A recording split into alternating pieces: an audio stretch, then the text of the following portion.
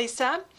Today I want to scrap my photos from a cooking class. I have always wanted to go to a cooking class, and so I finally got the opportunity, and I'll talk more about that as I go along in the video. But I have several photos of the process, the chef who was teaching us, and the process and things. It was very hands-on, and then getting to eat the meal at the end. So I decided to do this as a two-pager and not crowded. I could have fit all of this on one page, but I thought that it would be more fun to do this one as a two-pager, and it would also give me a place to put some of the recipes from the class. We made, I think we made 3 things, and the chef made the dessert, and we sort of watched that part. But I have several recipes, and I want to make sure that they don't get lost. Some of them have already gone into my main cookbook where I keep everything, but some of the others that I wasn't sure I was going to make as much, I haven't put those away, so I want to have a good place to store this. So this is going to have some memorabilia, and I'm going to be using some 6x6 paper.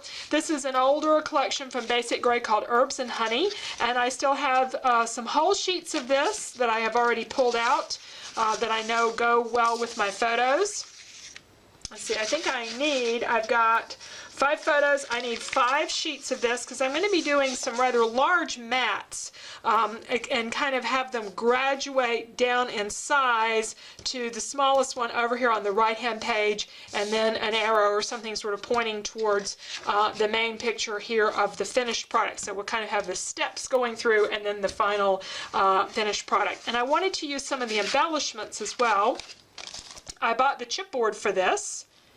So I've got some things in here. The peas and the lemon are appropriate for what we were making, and maybe some of the other small items will get featured as well. I also got this wood veneer from Studio Calico, and I don't know if there's anything in there, but we may find some. There's a pear. If I haven't used the pear would be appropriate too. We had a pear in our salad. Oh, there's a couple of pears. Yeah. So some possibilities there as well.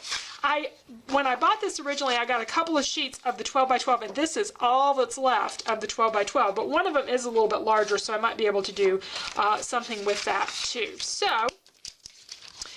I think the first thing I need is a background paper for this. I hadn't really thought about what I wanted to use for a background. It looks like craft would probably work well, or the Sahara sand color from Stampin' Up, because that goes really well with that floral. I love this floral paper. So I don't know. Let me look through and see what I can do for a background. Typically when I'm doing a 2-pager, sometimes I do have 2 pages of the same paper, but most of the time I don't, of designer paper. So I usually end up in my cardstock stash. So let me go through my cardstock and find a couple of sheets to do the background papers for this, and then we'll start organizing these photos. I've got to cut them apart and put them in the proper order, and then pick the background papers for them. So I'm considering some green cardstock for the background, and one shade there that didn't match, and the other 2 match really well, but green just didn't really say cooking class to me. It says more gardening to me. So I decided to go with the craft color from Basil that I had craft kind of in mind, and I had some basil there that works really well. It is the kind of basil cardstock that has the branding strip on it on only one side of the paper and you have to measure it and cut it off. And I have accidentally forgotten to do that before, so I was real careful here to go ahead and mark that, put it on my grid mat and mark where I'm going to cut that off so that I keep those to 12 inches. Let's go ahead and get the photos in the right order, starting with the ingredients and then some preparation all the way over to where we're cooking our paella. We were making Spanish food, and as I said, I've always wanted to take a cooking class, and Sur La Table opened a location about an hour from me a few months ago, and they do cooking classes, so this was a great opportunity. I did this right before Valentine's Day, and then I made the meal for Valentine's Day for my husband and I have photos of that too, so maybe that'll be a separate layout coming up. Now I'm trying to figure out what order I want to put my photos in to see what what order my papers are going in, to see what photo is going to lay on what paper. The one on the far left is going to end up being a little more than 6 inches is the size I need for the mat, and I'm going to do some piecing to make that happen, and you'll see ways that we kind of camouflage that. And I'll put a little extra paper behind my photo too, because it doesn't look that great laying on a green mat, but the green paper is the only one I had really left for that collection. Now this is a graduated size, so they get bigger as they go out. I measured them on my sketch. My sketches are designed so that you take anything and double the measurement, and it'll tell you what it needs to be on a 12 by 12. So that one in yellow is going to be, I think it's 4 3/4 high, and then they continue out getting a 1/2 inch bigger until you get out to the one in the floral, and it needs to be 6 1/2. So that's why it's got to be pieced a little bit. And we're going to use that lemon to camouflage some of that piecing, and we'll get some more of it done when we get to the letters.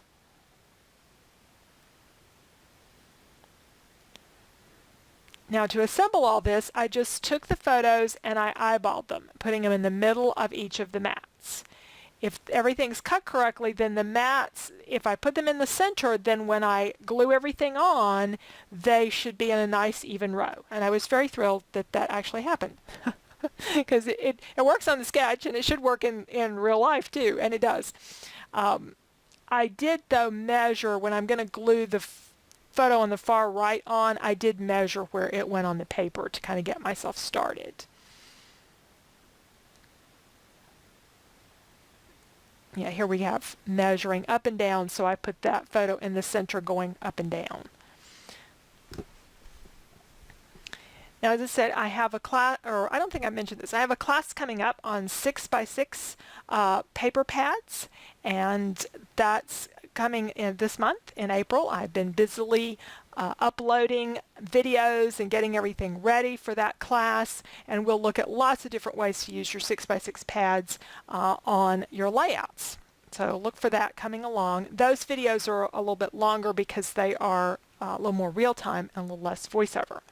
Now, when I got everything glued on, I did lay a ruler down, and it did come out nice and straight. I was really thrilled with that. And I decided that, though, that I had a lot of white space on this layout, and I'm not real big on tons of white space, so I needed to fill it up with something, and I thought some stenciling would look good. So I'm adding a stencil instead of a paper there on the far right as a, like a arrow. I decided to use the stencil that I could kind of create an arrow from that.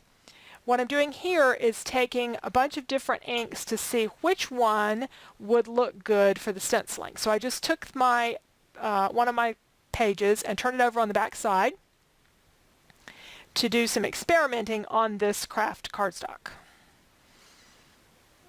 I find that handy if you're working with cardstock. Just flip it over and play with your ink colors and see what looks good.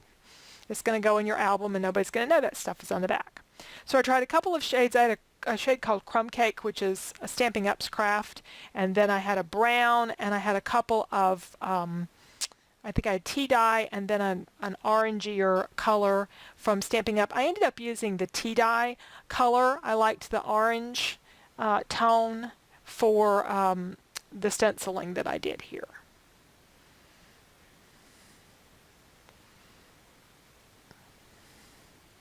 So we're just going to lay the stencil down, and I just held it in place to do this with the sponges and the ink pads. I was doing small amounts at a time, so I didn't feel like I needed to tape it. And that's going to create my arrow that'll sort of point to the picture at the end of eating the finished dinner. And I want to do some stenciling down below each of the photos and the mats because it's kind of bare there. So I decided to use that same color, that same tea dye color, and we're going to take a little bit of the stencil. This is one from Hobby Lobby from back in their like home stencil area, and it came with both sheets, the one that had the larger designs on it like the one I used there for the arrow, and then it had these repetitive designs that sort of make borders. And I've used it a lot with my jelly plate. That's why it's so dirty looking. It's got a lot of paint on it, but doesn't hurt its ability to be used. And I'm just going to continue that design in the same, putting this position, the stencil in the same position underneath each photo mat, and so it'll kind of graduate in size going down, and it'll keep that same amount of stenciling under each one of the photo mats. And we're going to do this all the way across the bottom, and then I'll do across the top too. I do that off camera. And I think the stenciling kind of lends to that Spanish look or Spanish feel for the page, since we did Spanish cuisine for our class. I hope to take some more cooking classes. I really enjoyed it. It was a lot of fun. It was there about 3 hours, I guess, and we had just a few people in our class, and we got to do some hands-on as well as get to eat the meal at the end. It was a lot of fun. All right, I'm going to put the title of cooking class. I have to do just a little bit of cannibalizing with the letters, but mostly I had enough there in that kind of exotic looking font that I thought went with this. I'm going over my chipboard to see if I have anything else besides the peas and the lemon.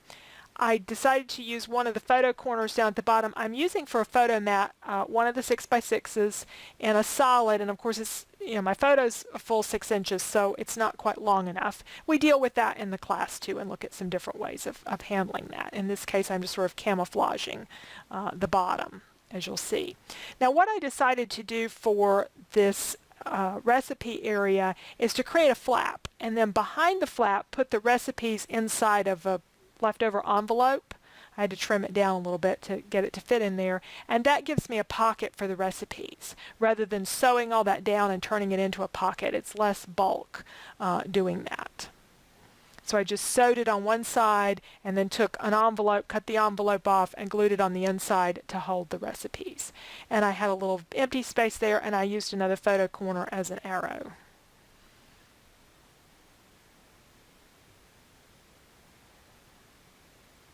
So we've got about everything on here. I just need to get my journaling on there and to finish up the embellishments. One of my favorite things to put underneath chipboard or a lot of embellishments to sort of anchor them is to do washi tape. So I picked out a few washies and put those under the lemon and the peas, which happen to be in our dish. And as I'm doing the voiceover for this, I'm preparing to make paella again tomorrow, and my husband was very excited to hear that that was what we were having for lunch tomorrow. It takes some time, but it's really, really good. It's one of my favorite dishes, and there's no Spanish restaurants around here, so if you want it, you better make it at home. All right, I've got my journaling printed, and I don't want to cover up all my stenciling, so I have to kind of be a little bit creative. Oh, also on the inside of that flap, there was a little bit of the branding strip on one of the papers that was showing in there, so I covered that with washi tape. And that would have given me another place to put a journaling, but I decided I wanted it on my layout. I had plenty of room on the layout too, and I didn't want to hide it. And then the last thing I'm going to do is punch out with a tab punch the word recipes to go on this flap so we'll know what's underneath there.